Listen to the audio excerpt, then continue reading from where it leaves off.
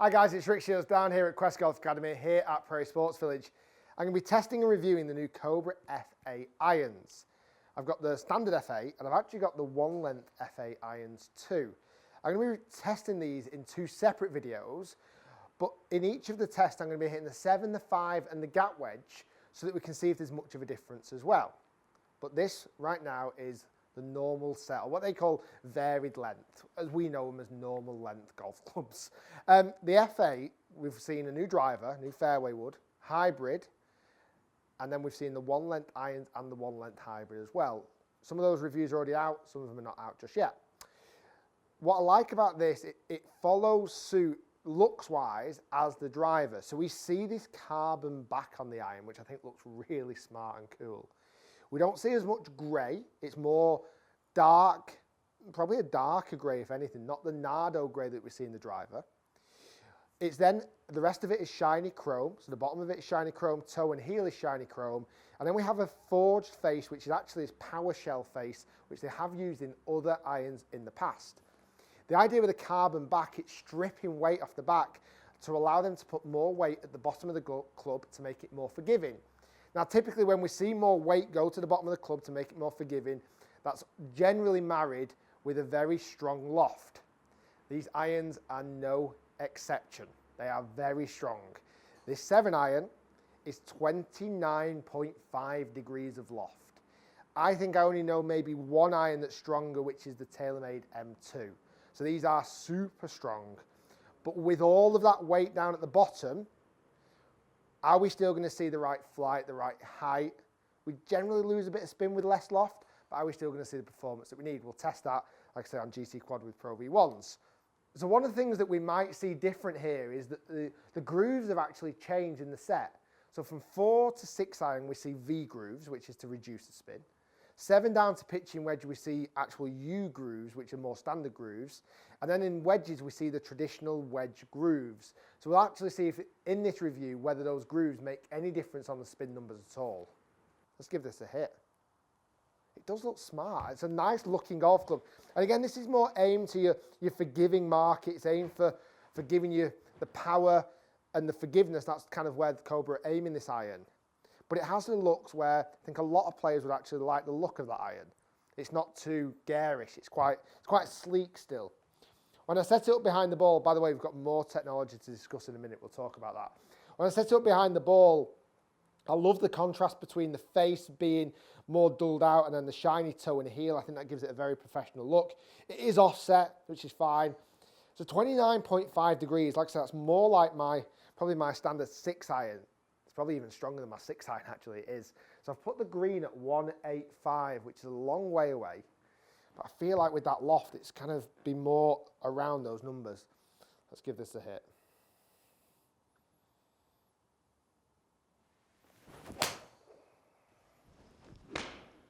That sounded really different. I'm going to use the word different for the moment, because I'm not sure how I feel about that. Slightly pulled it, but I hit it well.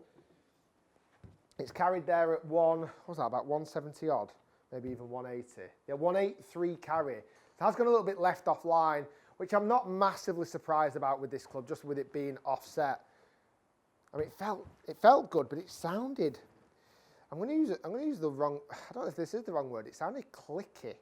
It sounded a little bit plasticky, whether that's the carbon, but it didn't particularly sound that solid.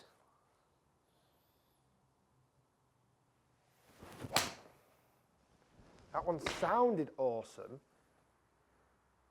but again, not the normal sound that we would get from an iron. It's still quite a plasticky, clicky noise. I'm not sure whether this is the acoustics. Now, they've talked about the acoustics of this iron, and I'm not sure whether that sounds as good as some of the other Cobra irons they've made in the past. The flight's good. The shot shape is really nice, just a little draw off target there, which again I expect from an iron like this. Probably a little bit more upright and a little bit more offset, which I don't mind. Let's give it another hit.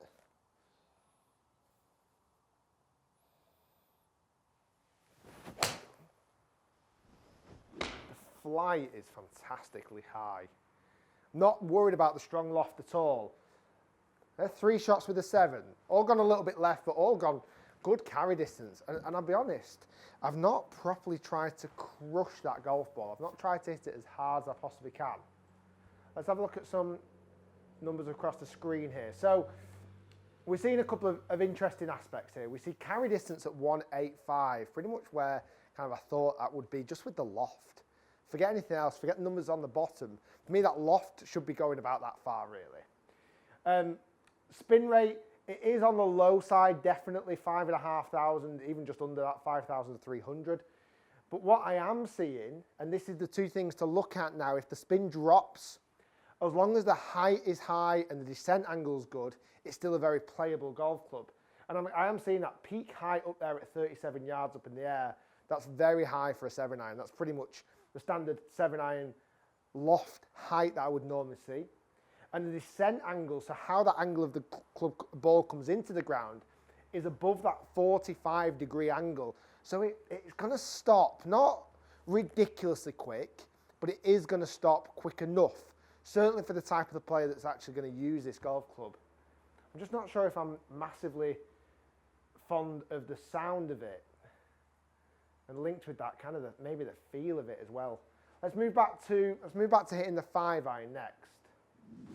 So 5-iron, this is now 22.5 degrees of loft, so not maybe as strong as the middle section of this set. I also want to talk about one of the very unique features of this golf club, and I said there's a lot more technology packed into this iron than the kind of what meets the eye first off, and it's more on the grip. We've seen it with the driver before, the Cobra Connect, which is powered by Arcos, a device that kind of tracks you around the golf. So it syncs with an app that you use on your phone. At the moment, the phone sits in your pocket, and when you hit the golf club, it recognizes you've hit the club, so it knows that the center in the end of the club has kind of vibrated or moved or whatever it's done, and it'll hear the noise as well that you've actually hit a golf ball. It kind of knows it's you because it's in that close proximity. It then puts a locator down to say you hit said club from said distance. Now, in the irons, so let's say you bought the set of irons and you didn't have Arcos Connect or Cobra Connect in all of your other clubs that weren't Cobra. I think this is quite cool, and I don't often kind of talk about these little extra perks sometimes, because sometimes you never know if it's quite a marketing thing or not. But if you buy a set of irons and you've not got Cobra Connect in your driver that might be another brand, they will actually give you the tags to put in your other driver, which I think is actually a really cool little feature. So you're not going to miss out. So basically all your clubs can be Cobra connected, even if it's not Cobra, as long as you've bought enough of the clubs. I suppose that's the kind of message I'm trying to get across there. I've tried Arcos before and Cobra Connect. Videos will be coming soon on that. I know I did it in the past, but it didn't quite work out. I'll do some more of those. Really cool idea. I really like that idea because it's seamless. It's very seamless. The only thing I don't like is the phone in my pocket, certainly when I use like a big 7 Plus or a big iPhone like I've got. Right, anyway, 5-iron, 22.5 degrees. I've moved that green back to 215. That's probably about the right number. I do like these grips. This is kind of that Nardo colour that we've seen in the driver, these grey grips. They look really good. Let's give this a hit.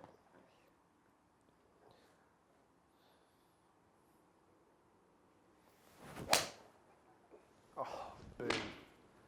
Boom, boom, boom, boom, boom. Be the number.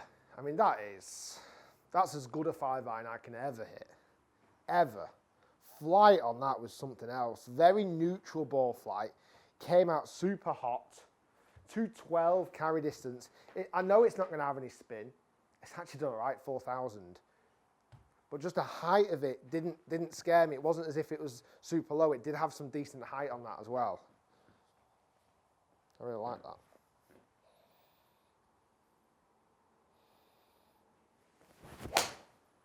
Oh, that's a tiny bit left. Now, truth be told, I probably just slightly caught that from the toe, just a smidgen. Still hit the green. My only complaints at the moment is the noise. Not massive fan of the noise, or linked with that, the feel. It does have that kind of plasticky, clicky noise to it, which I'm not hugely fond of. Performance I'm liking, the actual ball flight I'm liking, and I'm not too scared that the lofts are strong.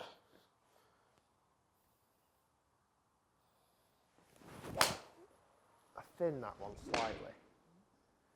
Just maybe 2 grooves too low. And it's still caught front edge. It's actually still finished normal spin high. You know, from not the greatest hits, that's still done okay on numbers. I'll have a look at that 5-iron on numbers. And again, bearing in mind, I'm going to compare all this with the actual one length as well so we can see the numbers. 209 average carry distance. Very, very good for a 5. I normally see about 200 yards, maybe 195 with a 5-iron.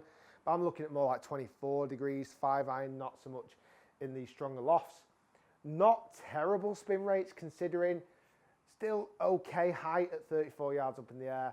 And we see a little bit of a drop off on the descent angle, but again, it's a 5-iron, so we're not expecting it to kind of stop straight on the green.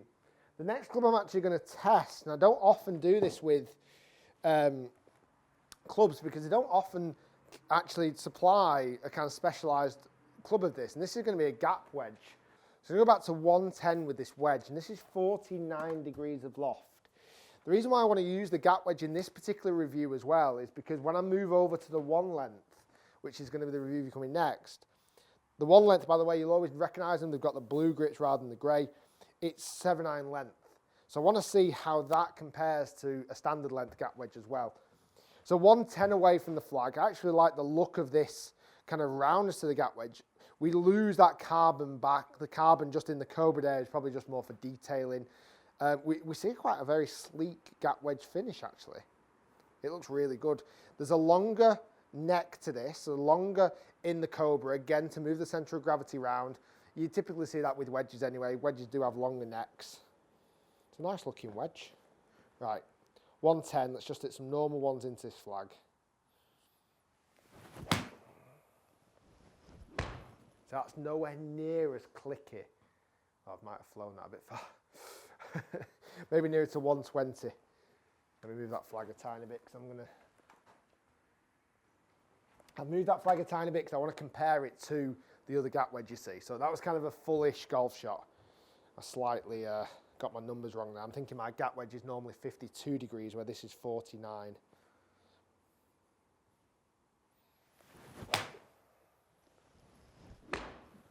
Yeah, nowhere near as clicky and a much nicer sound off the head and feel off the head. Let's go one more on this. Both those 2 shots felt fantastic. As I mentioned earlier in the video, how the groove structure has changed slightly, where you've got the V grooves in the 4 to 6, and you've got the U grooves from 7 to wedge, and you've got the actual standard wedge grooves in the gap wedge. Is that going to change the spin numbers? I've not really seen it massively on the 5 and 7-iron yet. I'll hit one more of the gap wedge and we'll actually have a look at some spin numbers. That's right down it. Break the flag. Pin high, just slightly right. So let's have a look at some numbers down the 3. Because the 3 shots will actually give us the correct averages, even though I slightly moved the flag after that first shot. So we see 119 carry distance. Spin rate has jumped a little bit on the second shot, but not particularly high on the first and third. I'm not seeing loads of wedge spin there from a gap wedge. I've probably been normally seeing slightly closer to 10,000, certainly in the 9,000s. So I'm not massively agreeing that the spin on the wedges is noticeably different, if I'm honest. As a set of golf clubs, I'm only going to compare the F8 first because, like I say, I will get into the one length as well. I like what they've done with the technology and the idea that they've stripped the weight at the back and stuck it at the bottom. I think the only thing that's sacrificed with putting carbon at the back is, as much as it sounds fantastic in a driver, and a carbon driver does sound really good, that's why I love the sound of the F8 driver, I feel like the carbon at the back of this gives it that kind of clicky, plasticky noise, which some will like, some will not like. I'm on the spectrum of not liking it as much. Performance, I'm not seeing a massive drop-off in performance whatsoever. I don't see huge gains. But I do like the fact that even though we've gone stronger in the lofts, we still get some decent height, we still get some decent descent angle, and visually, the 7-iron and the 5-iron, we're hitting the window that I would normally see my 7 and 5-iron hit. We're now going to move on to the F8 1-length irons to review, and I'm also going to compare it to those numbers. So a little bit of a comparison, but I will try and do more of a comparison down the line as well. Guys, thanks for watching. Hopefully you've enjoyed the video. If you have, click that thumbs up button. Comment below, what do you think of the Cobra F8 irons? Have you checked out the driver review yet? I'd love to hear your thoughts on that. I'm also going to do the hybrids and the fairway woods coming your way very soon. Thanks for watching. F8 1-length coming next. Stay tuned.